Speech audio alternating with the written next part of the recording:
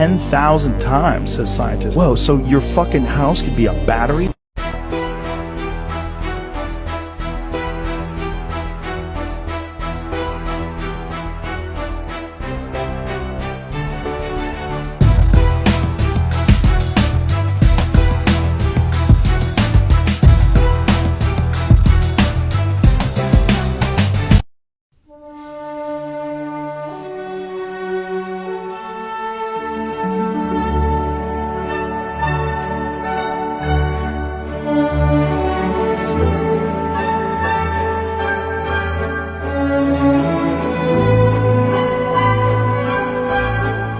I lived in an old house. It had fireplaces in every room except the bathroom.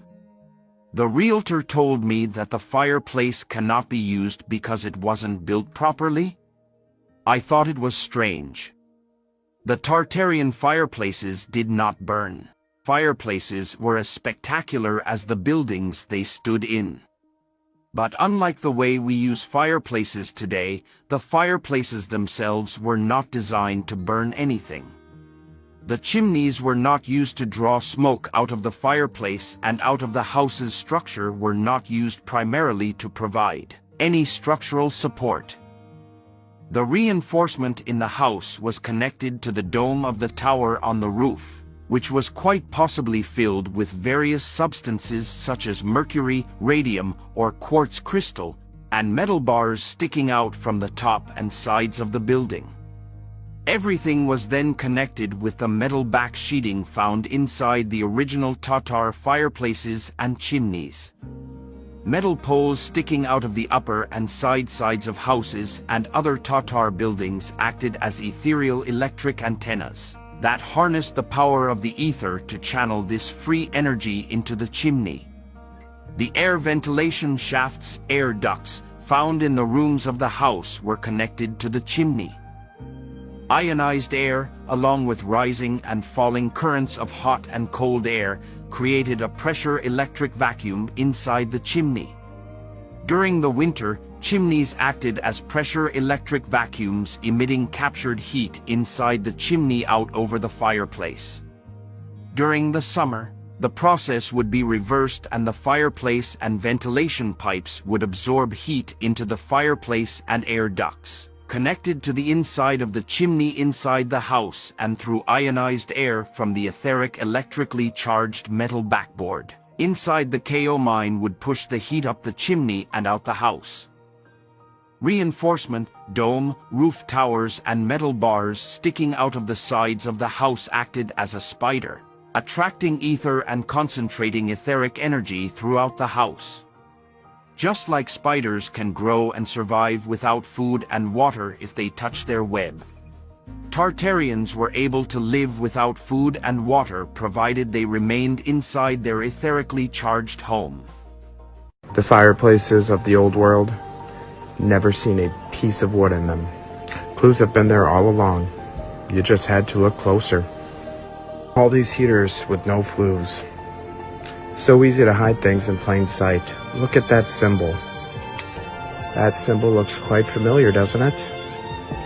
They tell us that symbol for radiation was just a doodle.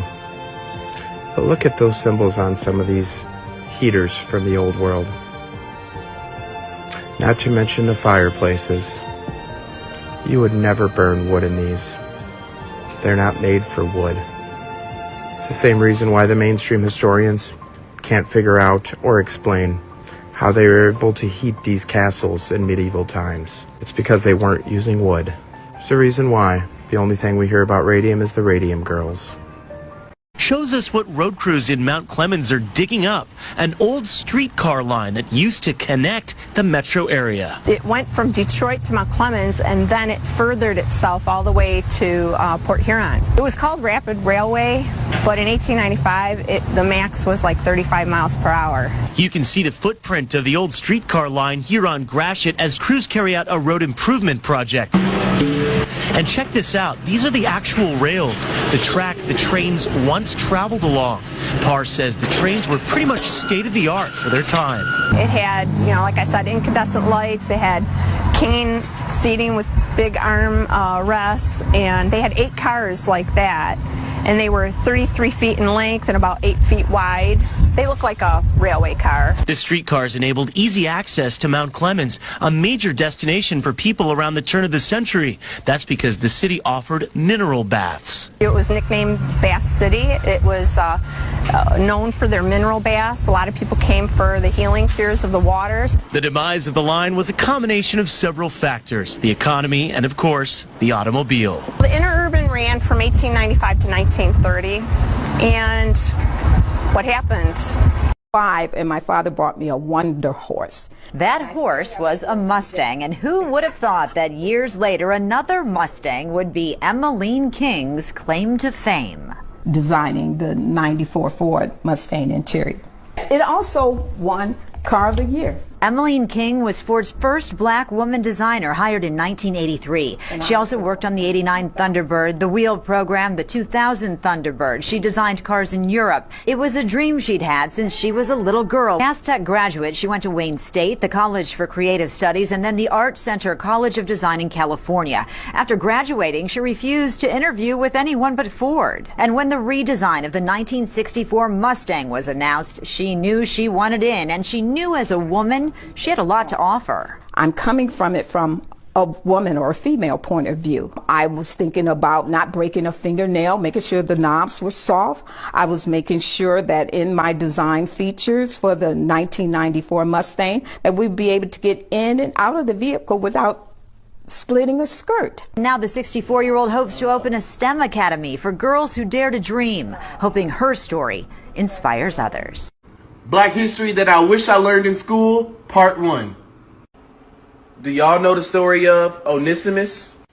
You see, my boy Onesimus was a slave given as a gift to a Puritan minister in Massachusetts all the way back in 1706. You see, at that time, America was dealing with the smallpox virus, which would make your body look like a lethal game of connect the dots and eventually kill you. Once Onesimus caught wind of this suffering, he decided that he was going to go ahead and help him and teach them a centuries-old practice that we now call vaccination. You see, my boy Onesimus is able to convince these white folk that if you can just get a little bit of material from an infected person's body and scratch it into a healthy person's body, that the healthy person's body will be able to build an immunity to the virus.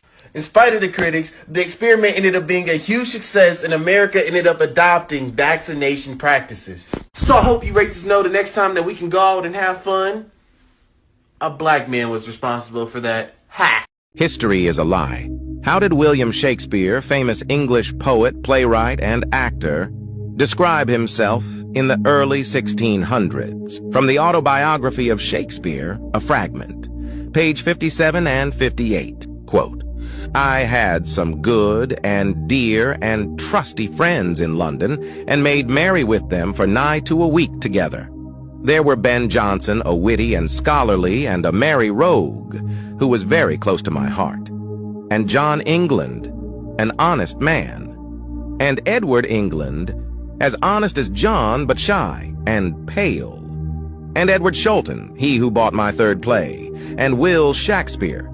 That was I, a small dark man with great eyes, whom the women loved not a little, but who loved them not too much, and who was not seldom called the little Jew boy, or the little Jew from the Midland counties, which made me to fume with anger, for I knew not then, as I did afterwards, that my grandfather, Thomas the Little of Utrecht in Holland, had been born a Jew." In this autobiography, Shakespeare describes himself as a small, dark man. He speaks of his younger years when he was called a Jew boy, and reflects upon this filling him with rage, because he didn't know he was actually of Jewish descent. These three sources of water that we have always existed on the earth, and water comes in the form of a liquid, a solid, and a gas.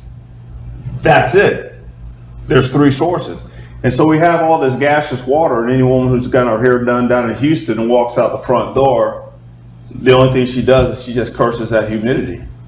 It just destroys your hair. But what you're looking at in all that humidity is you're looking at, in actuality, trillions of gallons of water that we walk around in every day. And so when people walk around and they say, hey, we don't have any water to drink, it's not